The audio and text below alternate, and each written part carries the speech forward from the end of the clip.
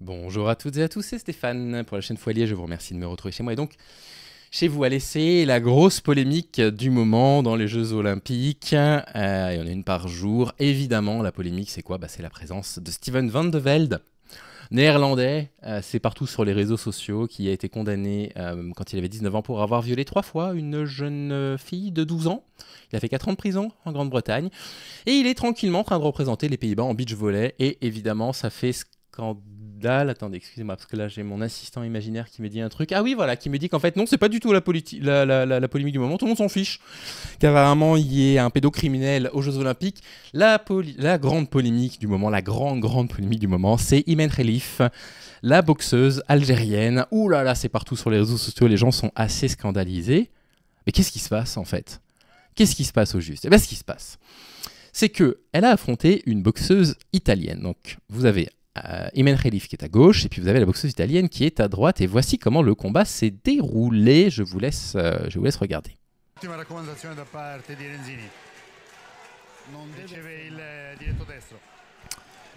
Voilà, donc la boxeuse italienne prend un coup, qui n'a pas l'air... moi, la boxe, je m'intéresse pas trop à ça, mais ça n'a pas non plus l'air d'être le coup de l'année.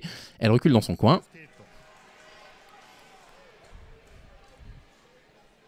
Et elle abandonne. Et ça, c'est l'immense polémique du moment. Mais pourquoi, me direz-vous? C'est juste un match de boxe qui a duré 5 secondes. Qu'est-ce qui s'est passé? Et bien, ce qui s'est passé, c'est que la fachosphère, francophone principalement, il faut quand même le dire, on est quand même toujours en ligne quand il s'agit d'être horriblement misogyne, parce que là, il y a de la misogynie dans cette histoire, il y a de l'intersexophobie, je ne sais pas si on peut appeler ça comme ça, de la transphobie, il y a de tout, il y a un peu d'homophobie aussi, il y a absolument tout mélangé. Qu'est-ce qui se passe? Et bien, ce qui se passe, c'est que vous avez toute une série de tweetos. Alors évidemment, vous avez les gens comme J.K. Rowling, bien évidemment, Margaret Stern, Eric Nolow et toute cette clique qui sont en train d'expliquer qu'en fait, cette boxeuse n'est pas une boxeuse. Figurez-vous, c'est un kangourou. Non, c'est un homme, en fait. Ce serait un homme d'après eux. Alors, évidemment, c'est de la pure diffamation. Ça ne repose absolument sur rien. Ou, en fait, si, ça repose sur quelque chose. Ça repose sur une autre diffamation. On va en parler dans un instant. Alors là, l'extrait a été partagé sur un compte Twitter qui s'appelle Alexis Haupt Philosophie, qui est un compte Twitter que je ne connais pas, auquel je ne vais pas m'abonner. Il y a déjà 73 000 abonnés. Qui explique que cette sportive italienne ne le sait peut-être pas encore, mais elle vient de réaliser un geste historique, lequel est peut-être à l'avant-garde d'un mouvement de prise de conscience, un mouvement que suivront d'autres femmes sur la planète, refuser d'affronter un homme. What the fuck? Alors, il y a quelques informations qui ont circulé assez rapidement sur les réseaux sociaux qui expliquaient qu'Imen Khelif serait intersexe, c'est-à-dire qu'elle aurait un phénotype féminin, c'est ce qui a été affirmé sur Internet, mais un karyotype masculin, c'est-à-dire XY. Bref. Il semblerait que ce soit faux. Il semblerait qu'effectivement ce soit faux. Pour que vous compreniez un petit peu pourquoi on pense aujourd'hui que c'est faux, et je remercie Bunker D de m'avoir contredit publiquement et de m'avoir permis de me corriger et de faire quelques petites recherches. Donc ça, c'est un article que lui-même a partagé, mais j'en ai trouvé un autre, un tout petit peu plus loin. Là, vous avez un article du CIO que j'ai traduit en français qui explique que toute personne doit avoir le droit de pratiquer sans discrimination. Donc, je vais juste me minimiser. Tout athlète qui participe au tournoi de boxe des Jeux Olympiques de Paris 2024 se conforme aux règles d'admissibilité et d'inscription de la compétition, ainsi qu'à tous les réglementations médicales applicables fixées par l'unité de boxe de Paris, le PBU. Comme pour les compétitions de boxe olympiques précédentes, le sexe et l'âge des athlètes sont basés sur leur passeport. Donc, déjà, qu'est-ce que nous apprend cet article du CIO? C'est que Imen Khelif, elle est totalement légitime pour participer à cette compétition. 100% légitime. Et qu'il n'y a aucune raison, littéralement aucune raison, de lui faire le moindre procès en quoi que ce soit. Elle est légitime à participer à la compétition. Excusez-moi. Petite crise d'asthme en ce moment, qui s'accentue. Hop là, me revoilà en taille normale. Ces règles s'appliquaient également pendant la période de qualification, y compris les tournois de boxe des Jeux européens, des Jeux asiatiques, des Jeux panaméricains et des Jeux du Pacifique de 2023. Le tournoi de qualification africain ad hoc de 2023 à Dakar Et les 2 tournois de qualification mondiaux organisés à Busto Arizio en Italie et Bangkok en 2024, qui impliquaient un total de 1471 boxeurs, différents de 172 comités nationaux olympiques, l'équipe de boxe des réfugiés et des athlètes neutres individuels et comportait plus de 2000 combats de qualification. La PBU s'est inspirée des règles de boxe de Tokyo 2020 pour élaborer sa réglementation pour Paris 2024. L'objectif était de minimiser l'impact sur la préparation des athlètes et de garantir la cohérence entre les Jeux olympiques. Ces règles de Tokyo 2020 se sont basées sur les règles post-Rio 2016 qui étaient en vigueur blablabla. Nous avons vu dans des rapports des informations trompeuses concernant 2 athlètes féminines aux compétitions des Jeux olympiques de Paris en 2024. Les 2 athlètes participent depuis de nombreuses années à des compétitions internationales de boxe dans la catégorie féminine, notamment aux Jeux olympiques de Tokyo en 2020, au championnat du monde de l'Association internationale de boxe et au tournoi sanctionné par l'IBA. Que nous apprend cet article? Cet article nous apprend qu'en fait, cette boxeuse, et puis il y en a une autre qui est concernée par cette affaire dont j'ai pas le nom, je suis désolé, ont toujours concouru depuis le début de leur vie dans des catégories féminines, avec les femmes. Toujours. Et donc, là, on arrive au premier argument entre la misogynie et la transphobie, qui est en train de dire déjà que Imane Khelif serait un homme. C'est une pure diffamation, à moins que vous soyez complètement essentialisant et que pour vous, si effectivement elle a un taux de testostérone supérieur à la moyenne, mais on va voir que c'est loin d'être le cas, qu'en fait ça fait d'elle un homme. Je comprends pas. Je comprends pas. C'est-à-dire qu'en fait, vous avez résolu l'équation que les chercheurs ont du mal à résoudre. En fait, homme, c'est testostérone, c'est juste ça. Vous avez un taux de testostérone, vous êtes un homme, et comme son taux de testostérone serait supérieur, alors ce serait un homme, donc ça n'est pas juste, comme si tous les corps étaient égaux, vous savez. Comme si actuellement, Léon Marchand, qui cartonne absolument sur absolument toutes les disciplines, n'avait pas des avantages sélectifs, lui aussi peut-être une masse musculaire qui s'est développée plus facilement, mais ça veut dire quoi? Ça veut dire qu'il faut interdire Léon Marchand de participer? C'est-à-dire que tous les basketteurs de plus de 2 mètres, il faut leur interdire de participer parce qu'ils ont un avantage sélectif? Ça veut dire qu'il faut annuler tous les concours qui existent dans le monde, ou alors les interdire aux gens qui ont un QI de plus de 120, parce que c'est quand même pas juste pour ceux qui ont un QI en dessous de 120. Ça veut dire qu'il faut interdire aux bourgeois de s'inscrire à des grandes études parce qu'on sait qu'ils ont plus de chances de réussir les concours d'entrée parce qu'ils sont bourgeois. Redescendez sur Terre. Donc, vous avez 2 athlètes qui ont été victimes d'une décision soudaine et arbitraire de l'IBA. Vers la fin des championnats du monde IBA en 2023, ils ont été soudainement disqualifiés sans aucune procédure régulière. C'est-à-dire qu'en fait, on les a laissés, en particulier Imane Khelif. Elle se qualifie en finale. Et le jour de la finale, l'IBA décide que oui, non, en fait, non, on va vous disqualifier le jour de la finale. Et on va en reparler, parce que c'est quand même assez honteux. Selon le procès verbal de l'IBA, qui est disponible sur le site internet, vous cliquez dessus, vous avez le procès verbal. Ça fait 15 pages, c'est complètement imbitable, mais je vous confirme que ça dit précisément ce que le CIO dit ici. Cette décision a été initialement prise uniquement par le secrétaire général et le directeur général de l'IBA. Ils ont pris la décision à 2, d'accord? Ils n'ont absolument pas consulté le reste du conseil.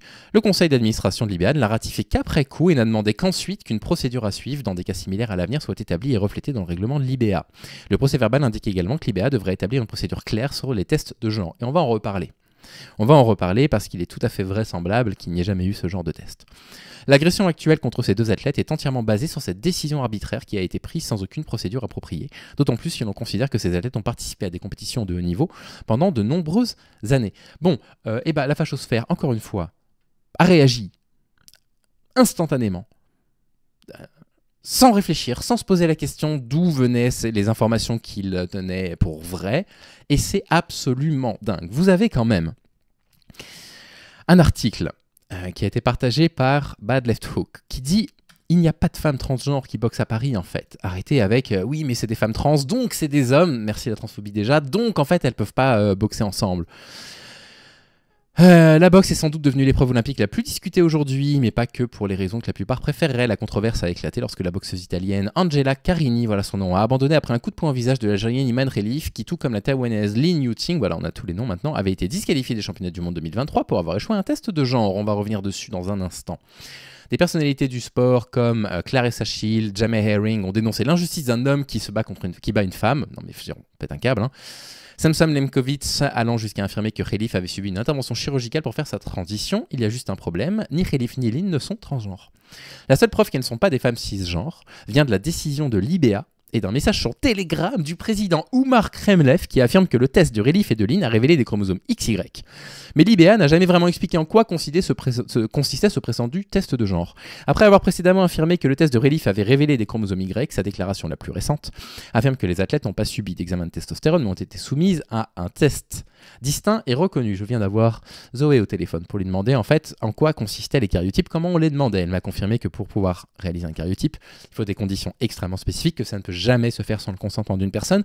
Je ne pense pas qu'une communauté internationale, enfin qu'une association internationale comme l'IBA, aussi grosse pour la boxe, puisse se prévaloir de ce genre de choses, et je doute très sincèrement, comme c'est le cas du monde entier actuellement qui essaye de connecter un petit peu les neurones qu'on a dans la tête, je pense qu'il n'y a jamais eu de test comme ceci, de tests qui auraient été réalisés par l'IBA, qui seraient allés prélever comme ça du sang, sans expliquer aux deux boxeuses pourquoi elles le feraient, pour ensuite aller faire un karyotype qui aurait pris une semaine pour voir 2 chromosomes X et Y pour pouvoir les disqualifier. Évidemment, personne n'y croit.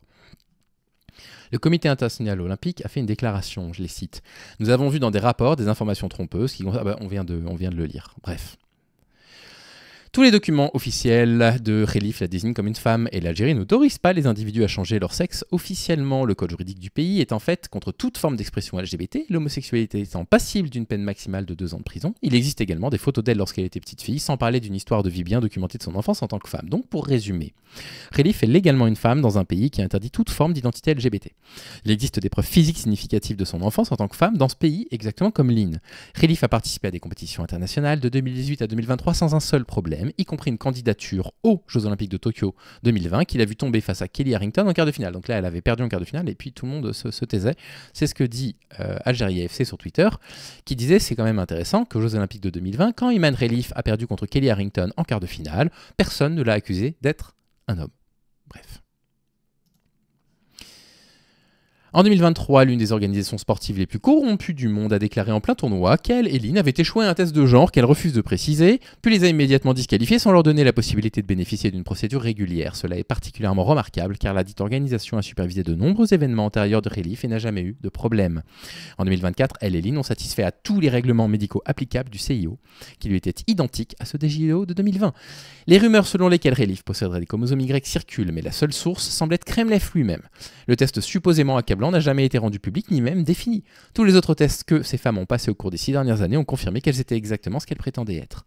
Toutes les preuves disponibles indiquent que ces femmes sont victimes de mauvais acteurs et de personnalités publiques qui ont porté un jugement hâtif sans comprendre les faits.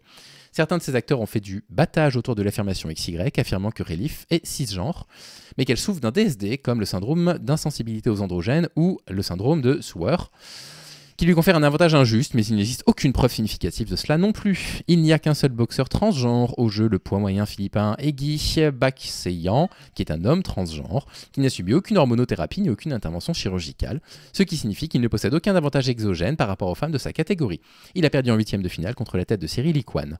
Les insultes proférées, coucou Safran, à l'encontre d'Imen et Lynn étaient inadmissibles et elles méritent des excuses qu'elles ne recevront malheureusement probablement pas. J'ai un chat devant mon écran, bien. Donc la fachosphère s'est complètement emballée, ça c'est quand même étonnant, pour pouvoir harceler une femme. Oh, bah comme c'est surprenant. Et on retrouve les Alice Cordier, les Marguerite Stern et compagnie là-dedans, comme c'est étonnant. C'est fou, hein. Vous feriez n'importe quoi pour harceler des femmes. Hein. Vous feriez absolument n'importe quoi. Je tiens quand même à rappeler que même quand on parle de femmes, sur lesquelles il n'y a pas eu ce genre de polémique, que vous êtes incapable de les considérer comme des femmes, à cause de leur physique. Et j'en prends pour preuve Amélie Mauresmo qui disait dans une interview assez poignante: ce qui m'a fait le plus de mal, ce sont les guignols de l'info. Puis forcément, une femme en train de faire du sport, elle est moins féminine, les cheveux, la transpiration, les muscles qui sont plus saillants. Pour un sportif ou une sportive, quand on touche à son corps, c'est très important la représentation qu'on s'en fait, ce que les gens pensent. Moi, j'étais très sensible à ça. La marionnette a fait énormément de mal dans l'imaginaire. Toute cette période a été compliquée à gérer. Et effectivement, elle était représentée comme un mec avec une voix d'homme. Bref, le truc complètement honteux.